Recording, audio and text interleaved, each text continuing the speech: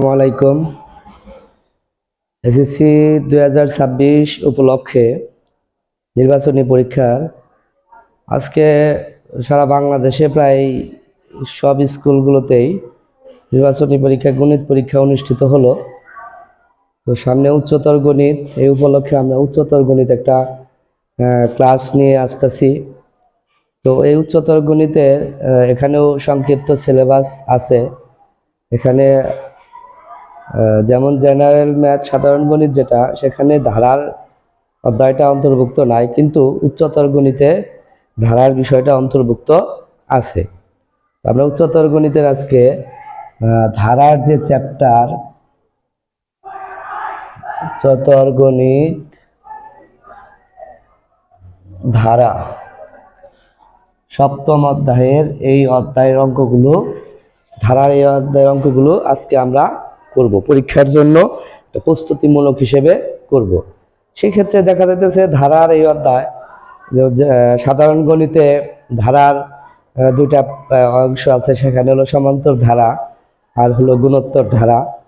তো এখানে সমান্তর ধারা গুণোত্তর ধারার সূত্রদের পরিবর্তন নাই, কিন্তু এখানে অসীম ধারা যেটা এখানে অন্তর্ভুক্ত আছে, যেটা ইনফিনিটি, অসীম ধারা এখানে অন্তর্ভুক্ত আছে। এখানে একটা সূত্র, বাড়তি একটা সূত্র এখানে আছে। সেক্ষেত্রে আমরা এই অধ্যায়ের যে অঙ্কগুলো তোমাদের জন্য পরীক্ষায় আসার মতো অঙ্কগুলো আমরা এখন উপস্থাপন করব। যেমন 11 নম্বর অঙ্ক আছে, যে 11 নম্বর অঙ্কগুলো শর্ত, যে প্রদত্ত অসীম গুণোত্তর ধারার অসীমতক সমষ্টি যদি থাকে। শর্তটা কি বলছে, যে একটা ধারা দেওয়া আছে, মনে করে একটা ধারা আমি লিখি, যেমন একটা অঙ্ক আমরা করে দেই, তাহলে সবগুলো তোমরা পারবা। 1 plus half plus 1/4 plus 1/8 plus, এরকম একটা ধারা দিছে। তো এই ধারা দিয়ে, তো এই ধারার অসীমতক সমষ্টি থাকে, যদি থাকে, তাহলে তোমার এখানে বোঝার একটা বিষয় হলো যে নিশ্চিত বোঝা যায় যে শর্ত আছে। কি শর্ত আছে? যে শর্তটা হলো আর এর মান 1 থেকে যদি বড় হয়, মানে সাধারণ অনুপাত যদি 1 থেকে বড় হয়, তাহলে ওই ধারার অসীমতক সমষ্টি থাকবে না। তো এখানে ধারাটির প্রথম পদ আমরা লিখবো, এখানে ধারাটির প্রথম পদ, ধারাটির প্রথম পদ কি দ্বারা প্রকাশ করে? এ ইকুয়াল আমরা লিখব 1। তারপরে হলো সাধারণ অনুপাত,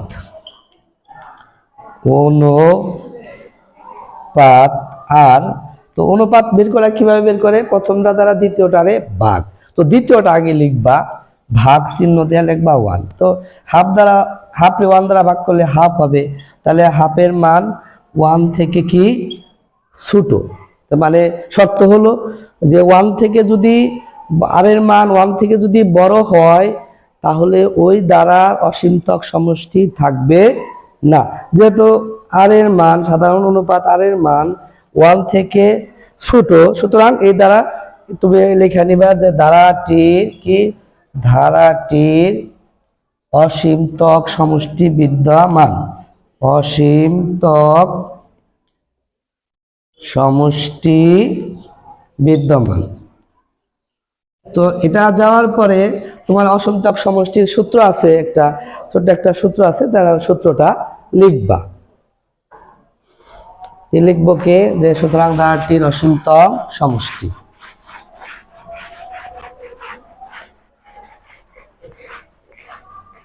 সুতরাং ধারাটির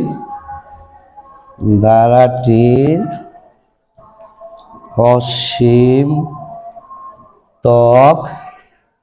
সমষ্টি is various equal a/1 minus r। তো আমরা সূত্র লিখলাম।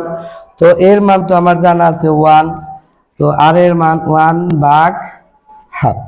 তো 1 থেকে হাফ বাদ দিলে, নর্মালি এখানে আমার লসাগুর প্রয়োজন হচ্ছে না, উপরে 1 নিচে 1 থেকে হাফ বাদ দিলে হাফ থাকে, তাহলে উল্টে দাও 1 গুণন উপরে 2 নিচে 1।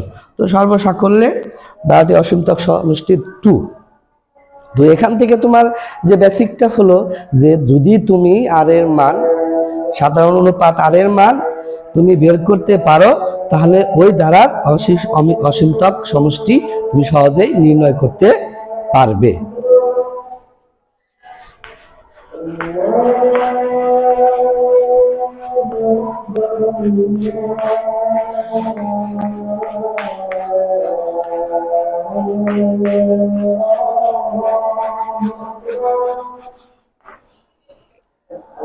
এখন আমরা চলে যাব আরেকটা ইম্পর্টেন্ট অঙ্ক, 12 নাম্বার। তো 12 নাম্বার ধারাটাই বলছে যে নিচের ধারাগুলোর প্রথম n সংখ্যক পদের যোগফল। তো প্রথমে তুমি ডাইরেক্ট ধরবা,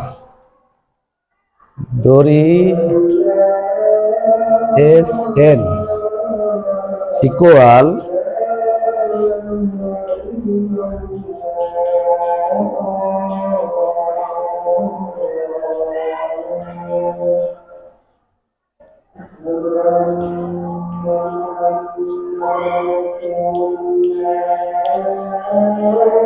তো এই পর্যন্ত লিখলাম। যেহেতু সমষ্টি বের করতে বলছে, তো এই পাশে তোমার কাজ হলো এই পাশে লিখবা Sn। তো একটা সূত্র দ্বারা সবগুলো অঙ্কই তোমার করা যাবে। 7 কমন নিলাম, 1 plus double 1 triple 1 plus dot dot plus n তম পদ পর্যন্ত। তো 7 গুণ আছে এই পাশে নিয়ে আসবো ভাগ।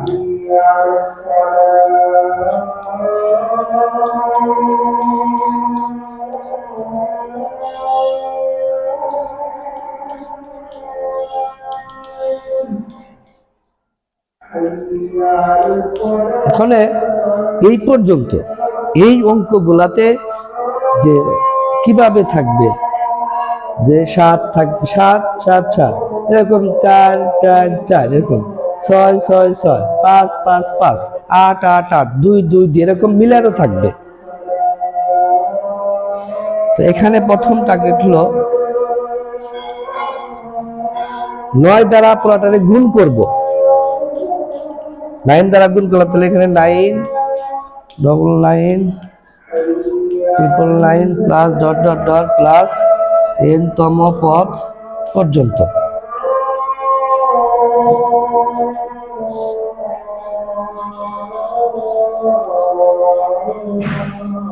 দশ রামলে তো 10 9 10 বিয়োগ 1।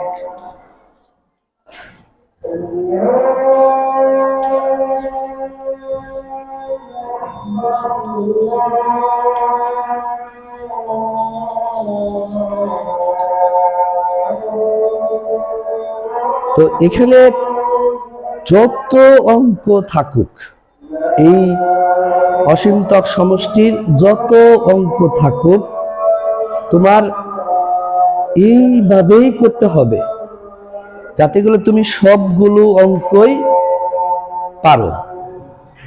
তার মধ্যে হলো দেখো তোমাদের আরেকটু একটু বেসিক বুঝিয়ে নেই।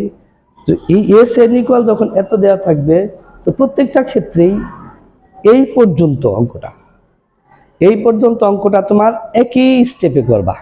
তাহলে তোমার কথা রাখতে পারে যে যেহেতু 7 দ্বারা এখানে 7 আসছে, তো 4 দ্বারা এই পর্যন্ত 4 আসবে।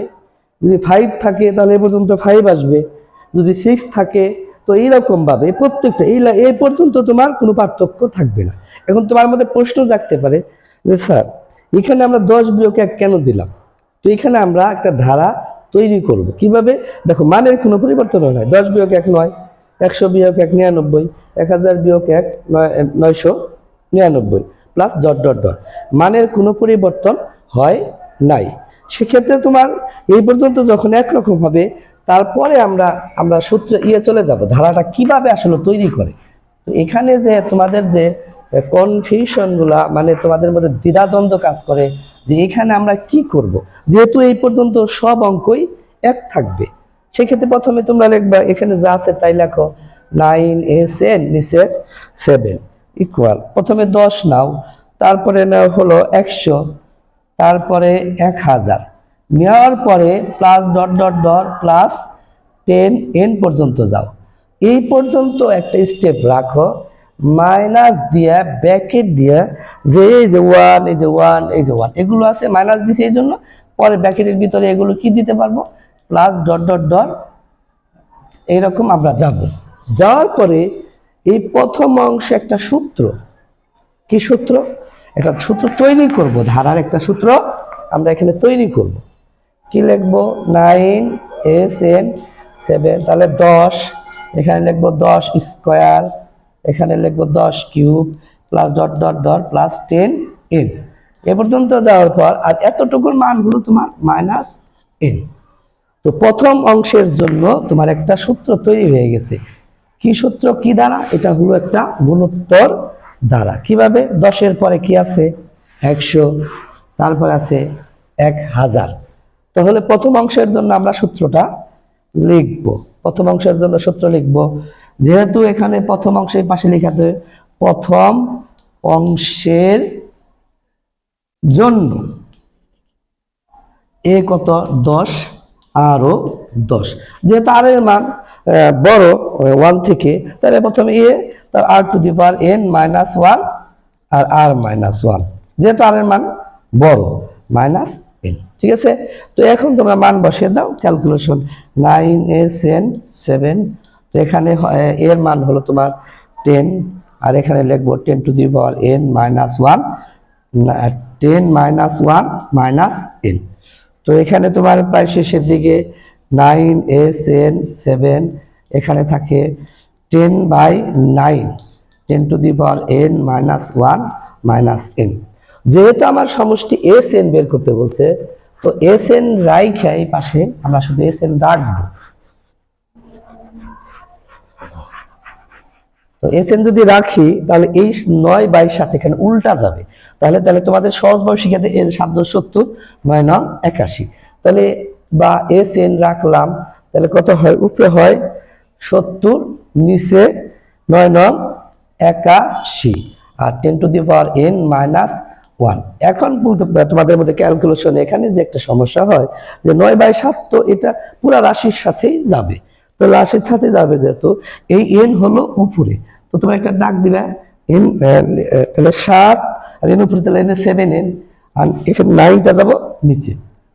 তো যদি কাটাকাটি যায় তাহলে তোমরা কাটাকাটি করতে পারবা, কিভাবে, যেহেতু এখানে কাটাকাটি করার সুযোগ নাই, এখানে হলো 7n বাই এখানে হলো n, না এখানে লিখবো হলো 9, ঠিক আছে, 7n ভাগ 9। তো এখানে বিষয়টা হলো যেহেতু মৌলিক সংখ্যা এসে গেছে, যেমন এখানে 7 হলো মৌলিক সংখ্যা, এখানে কাটাকাটির সুযোগ নাই, তো এখানে যদি কাটাকাটি যায় তাহলে তোমরা কাটাকাটি করে নিবা। এখন আমরা কাটাকাটি আর করবো না, এভাবে যা আছে তাই রেখে দিব। তো এটাই হলো আমাদের n সংখ্যক পদের সমষ্টি বের হয়ে গেল, যেহেতু আমাকে এটা বের করতে বলছে।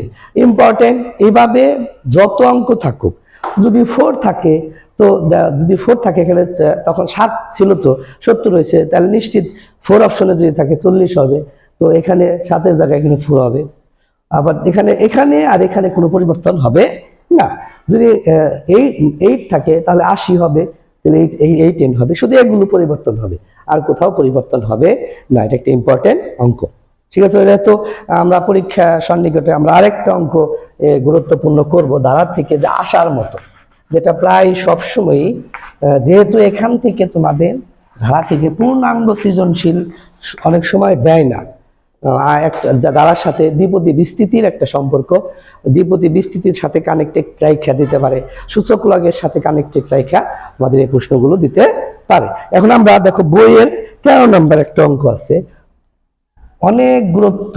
আমি এই অঙ্কটাকে 30 মার্ক করে রাখবো, যে পরীক্ষার মধ্যে 4 মার্কের জন্য আসার মতো।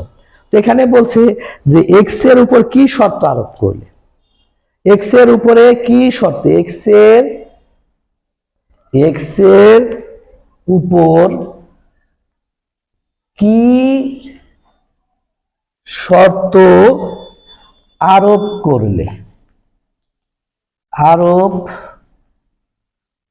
করলে একটা ধারা দেওয়া আছে, সেটা লিখি 1/(x) এক্স প্লাস ওয়ান যোগ 1 ভাগ x plus one whole square যোগ 1 ভাগ x plus one whole cube plus dot dot dot এত দিয়া বলছে ধারাটির অসীমতক সমষ্টি থাকবে, সেই সমষ্টি নির্ণয় করো।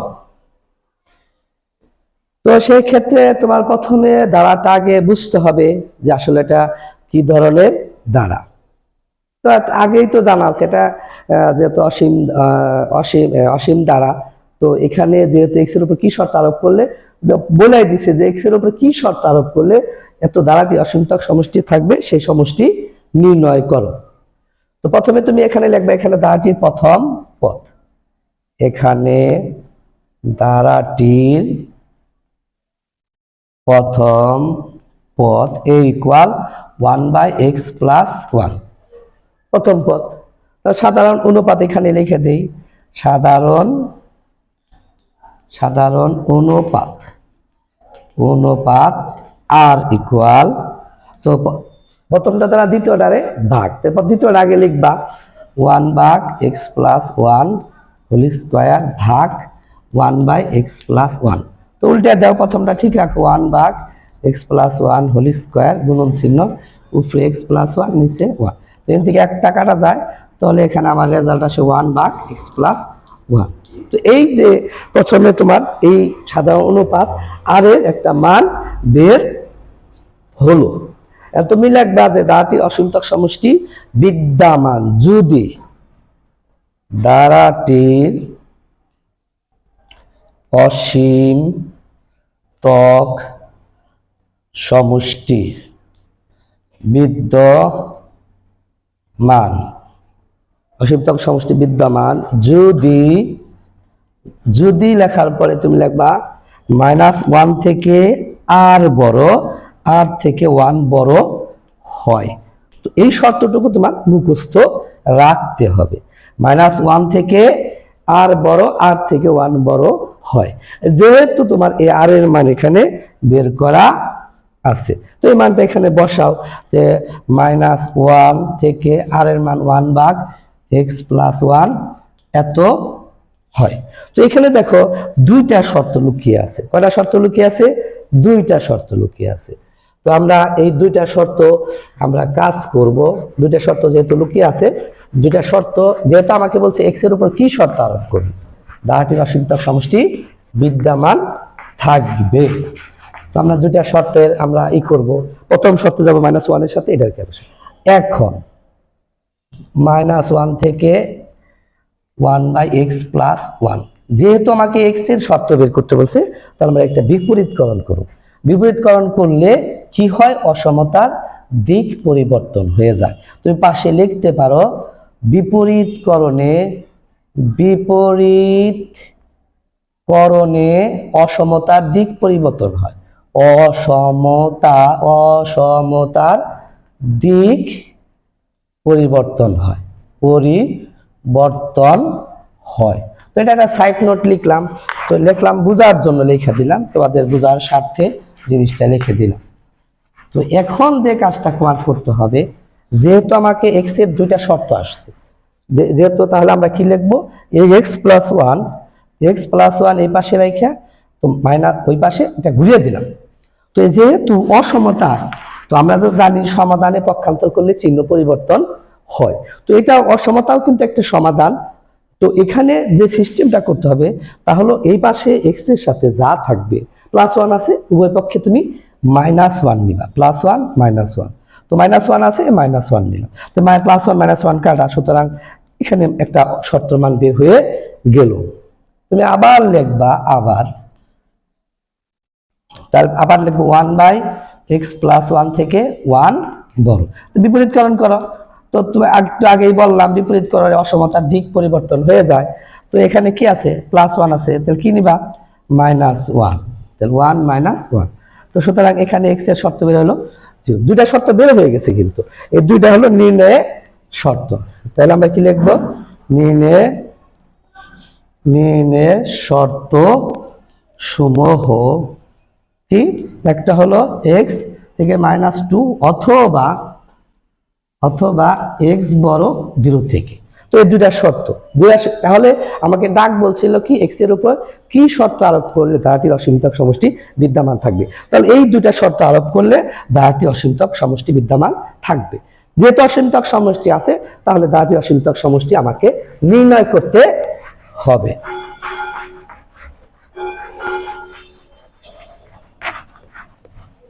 তাহলে কি লিখবো এখন?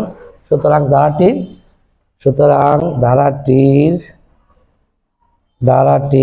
অসীমতক